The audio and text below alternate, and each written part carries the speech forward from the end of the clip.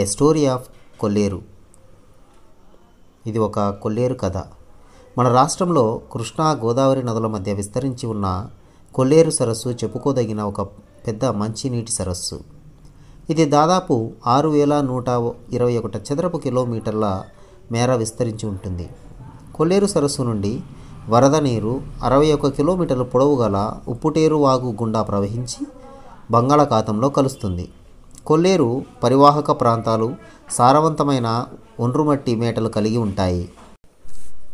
1999 November భారత ప్రభుత్వం కొల్లేరు సరస్సును పక్షి సంరక్షణ కేంద్రంగా ప్రకటించింది.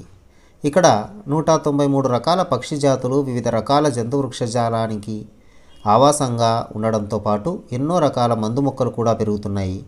ఆసియా, తూర్పు ఐరోపా దేశాల నుండి అక్టోబర్, మార్చి నెలల మధ్య కాలంలో ప్రతి ఏటా దాదాపు 20 లక్షల పక్షులు ఈ సరస్సుకు వలస వస్తాయి. సరస్సుపై ఆధారపడి దాదాపు 20 మిలియన్ల ప్రజలు జీవిస్తూ ఉన్నారు.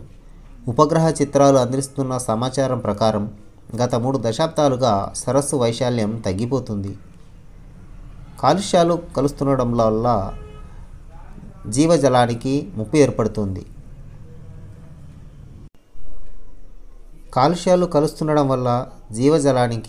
ఏర్పడుతుంది. పూడిక చేరడం వల్ల వరదలు సర్వసాధారణమయ్యాయి. 80వ దశకం నుండి కొల్లేరు ప్రాంతంలో రొయ్యలు, చేపల పెంపకం అత్యంత లాభదాయకమైన వ్యాపారంగా విస్తరిస్తుంది. అందువల్ల అనేక మంది పెట్టుబడిదారుల దృష్టి దీనిపై పడి సరస్సు ఆక్రమణకు గురైంది. 1996 నాటికి చాలా ప్రాంతాలలో కట్టలు కట్టి నీటి ప్రవాహాన్ని మళ్లించి సరస్సును సాగుభూమిగా మార్చారు. ఇది సరస్సు సహజ ప్రవాహ దిశను మార్చివేసింది. అందువల్ల సరస్సులో నీటి విలువ సామర్థ్యం గణనీయంగా తగ్గిపోయింది. వ్యవసాయ రసాయనాలు, ఎరువులు, చేపల చెరువుల వ్యర్థాలు, పరిశ్రమల నుండి వెలువడే వ్యర్థ రసాయనాలు, మున్సిపల్ వ్యర్థాలు, గృహ వ్యర్థాలు మొదలైనవన్నీ సరస్సులో కలిసి కాలుష్యాన్ని కలిగిస్తున్నాయి. ఎక్కువ పోషకాలు కలిగిన వ్యర్థాలు, కలుపు విపరీతంగా పెరగడానికి కారణమవుతున్నాయి. ఫలితంగా సరస్సులో నీరు క్షార స్వభావంతో, మురికిగా, పోషక పదార్థాలతో కూడి ఉండడం వల్ల నీటిలో కరిగే ఆక్సిజన్ పరిమాణము తగ్గిపోయి జైవిక ఆక్సిజన్ డిమాండ్ BOD ఎక్కువ కావడం వలన జలచరాలపై తీవ్ర ప్రభావం కలుగుతుంది.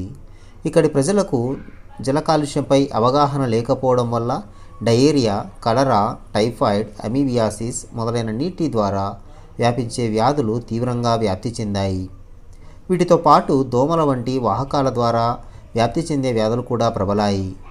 రొయ్యలు, చేపల వంటి జలచరాలు కూడా కాలుష్యానికి గురయ్యాయి.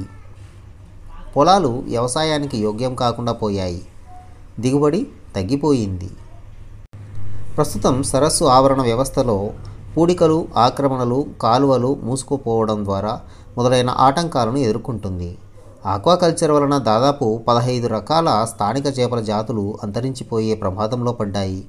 నీటిలో కరిగే ఆక్సిజన్ పరిమాణం తగ్గిపోవడం వల్ల నీటి ఉపరితలంపైకి శ్వాసించే చేపల జాతులు పెరిగాయి.